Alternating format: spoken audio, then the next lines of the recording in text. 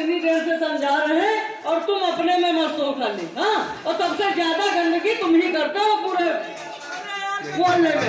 तीन हाँ, अगर ये बताओ, हाँ, अगर गंदगी का आप बता रहे कि गंदगी सबसे ज्यादा तुम करते हो, हाँ, ये बताओ मोहल्ले के सारे लोग गंदगी अरे करते ये बताओ, मोहल्ले के सारे लोग अगर कुएं में कूद जाएंगे तो तुम भी कुएं में कूद जाओगे। हैं? भैया क्यों पूछेंगे, आप फर्जी की बात तो करते तुम ही तो यार बता रहे हो कि सारे लोग यही करते हैं। देख के काम कर रहे हो तो मोहल्ले वाले जैसा काम करेगा वैसा तुम भी चाचा नमस्ते। नमस्ते। अगर मोहल्ले वालों को अगर समझाओ कि नाली या रोड में कूड़ा कचरा ना करो ना, हाँ। तो बड़ी बड़ी लाठी लेकर रोने आते हैं। पहले एक बात बताओ, तुम अपने गिरेबान में पहले झांक के देखोगे, बाद में दूसरे को मना करोगे। जब तुम ही गंदगी करते हो तो तुम दूसरों को मना कैसे कर सकते हो? हाँ, पहले एक बात हमारी ध्यान रखो, हमारी बात ध्यान से सुनना। देखो, कहते हैं घर हो, गली हो, द्वार हो, मोहल्ला हो, कोई भी हो, अपने दरवाजे के पहले सामने सफाई रखो। तुम जब तुम अपने दरवाजे के सामने सफाई रखोगे तो कल तुम दूसरे को कह सकते हो कि भैया हो, दरवाजे के सामने साफ सफाई स्वच्छता रखिए। जब आप नहीं रखेंगे तो कल आपको देख के कौन रखेगा, ये बताओ? कोई नहीं रखेगा भैया। तो फिर कैसे काम चलेगा? इसीलिए कहते हैं भैया, खान पान दूषित है जिनके रोग नहीं खा लागे रुके, और दूसरी जलवा बासी खाना ताए समझो जहर समाना, और जिस पर देखो मक्खी धूल उसे कभी मत खाओ भूल। बचपन ज्ञान मिलेगा जैसा, जीवन लक्ष्य बनेगा वैसा। बचपन में अपने बच्चों को अच्छी शिक्षा दोगे, आगे चल के अच्छा काम करेंगे। जब अच्छी शिक्षा नहीं दोगे तो आगे चल के अच्छा काम कैसे करेंगे, ये बताओ? तो बात सही है, जब हम ही लोग नहीं सक्षम रहेंगे तो हमारे बच्चे कहाँ से सक्षम? तो इसी वजह से हम कहते हैं अपने साफ सफाई अपनी रखिए, अपनी व्यक्तिगत साफ सफाई रखिए। 100 रोगों की एक दवाई साफ सफाई, साफ सफाई।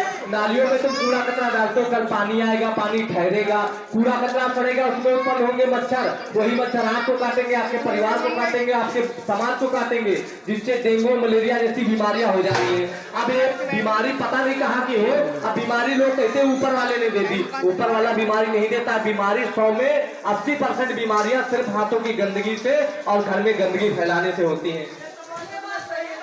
इसी वजह से भैया कहते हैं कि भैया अपने घर के आसपास साफ सफाई रखो, कूड़ा कूड़ेदान में डालो, कूड़े वाले को ही कूड़ा दो, इधर उधर बिल्कुल ना फैलाओ। अगर इधर उधर फैलाओगे तो उसमें दिक्कत किसी को नहीं होगी, नुकसान आपका होना है। आप ही के सोसाइटी में बच्चे खेलेंगे और आप ही का जो मान सम्मान जाएगा। अभी घर के सामने अगर पानी भर जाए तो दिक्कत किसको होगी? दिक्कत होगी। क्या हम मोहल्ले वालों से कहेंगे क्या? नहीं यार भैया, अगर घर के सामने पानी भरेगा तो हम लोगों को दिक्कत होगी, हमारे बच्चों। मेरा यही कहना है कि साफ सफाई स्वच्छता से रहिए। और एक बात मेरी ध्यान से सुनिए, कूड़ा कूड़ेदान में डालो, कूड़े वाले को ही कूड़ा दो। अधिक जानकारी के लिए अपने मोबाइल में स्वच्छता ऐप डाउनलोड करो, और कोई दिक्कत है, परेशानी है तो हमारा एक टोल फ्री नंबर है 1533। जैसे पुलिस का 112 है और महिलाओं के लिए 1090 है, उसी तरीके से नगर निगम का भी एक अपना नंबर है। हाँ, 1533।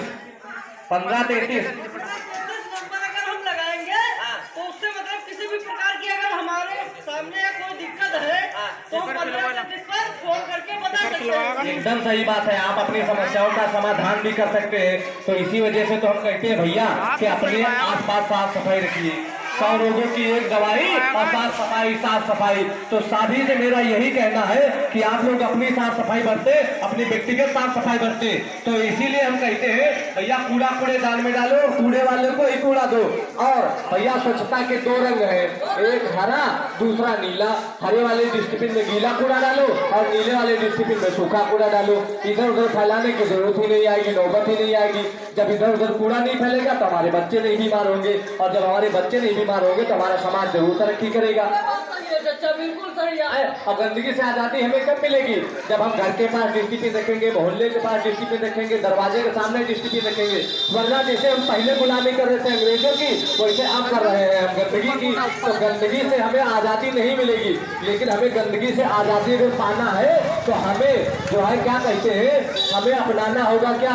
डस्टबिन का प्रयोग करना होगा। हम सभी जगह डस्टबिन का प्रयोग करें, साफ सफाई स्वच्छता से रहें। और हाँ, और एक बात में ध्यान से सुनना भैया, पॉलीथीन का इस्तेमाल तो आपको बिल्कुल नहीं करना है। इसलिए क्योंकि पॉलीथीन इतनी खराब है, जलाएंगे तब भी नुकसान है और दफनाएंगे तब भी नुकसान है। जलाने से हमारा पर्यावरण जो है वो प्रदूषित होता है, और दफनाने से हमारी मिट्टी की, खेतों की जो उपज होती है वो कम हो जाती है। आपने देखा होगा, लोहे को देखा है, 2, 4, 10 साल डाल दिया जाए मिट्टी में तो गल के मिट्टी बन जाता है। और ये लोहा, ये जो पन्नी है हजारों साल तक यूं ही पड़ी रहती है, कभी गलती नहीं है। नहीं, ये तो बात सही है चाचा, पन्नी गलती कभी नहीं है। हाँ, कुछ लोग क्या करेंगे, घर में खाना बच जाता है, रोटियां बच जाती है, जो क्या करते हैं उसमें रोटियां लपेट करके पन्नी में दरवाजे के सामने रख देंगे, कहेंगे गाय भैंस आएगी खा लेगी तो हमें पुण्य मिलेगा। लेकिन कभी सोचा है गाय भैंस के हाथ पैर तो होते नहीं है, हाथ तो होते नहीं है, पैर तो होते हैं लेकिन हाथ नहीं होते जो खोल करके खाएगी। अब पन्नियों के साथ साथ रोटियां भी वो निकल जाती है, तो होता क्या है उसकी अकाल मृत्यु हो जाती है। इस वजह से आपको ध्यान रखने की जरूरत है कि पॉलीथीन का इस्तेमाल बिल्कुल न